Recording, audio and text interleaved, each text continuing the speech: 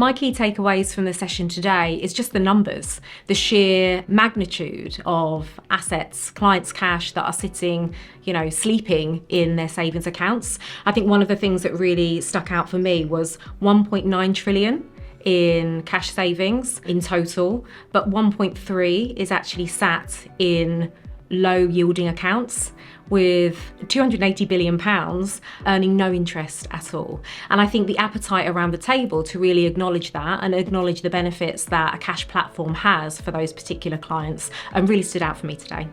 In terms of the future of cash management, I think attitudes are already changing. I think people are realising that there is more that they can do with their cash. And whether or not you have £10,000 sitting in an account or whether you have 5 million sitting in an account, there are real benefits to using a cash platform. And that's where I think attitudes are moving forward from a technological perspective. You can diversify your funds and make the most of FSCS protection. It's a really simple approach to opening an account. The benefits are undeniable.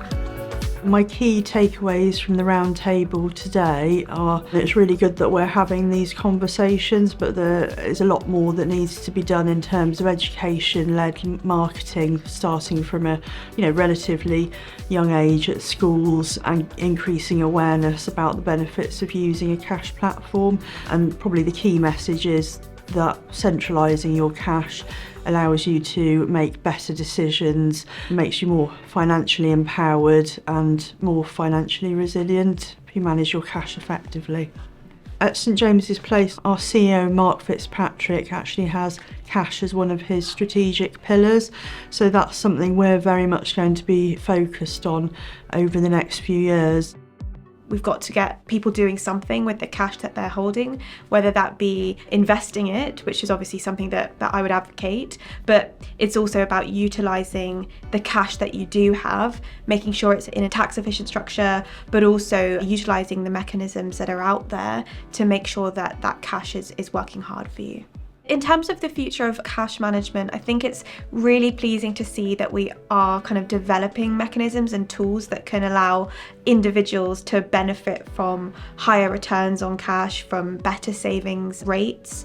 Previously, in the last sort of 10 years, that wasn't the case, and people didn't really feel the need to ever move money out of their bank. There was that loyalty aspect, but also they weren't really able to gain access to good or decent saving rates, certainly not compelling enough to actually go through the admin of moving their money. So what's really interesting that we have tools like the one we were discussing from Flagstone that allows individuals to take advantage and kind of do a sort of compare the market of products that are available to them at different entry points.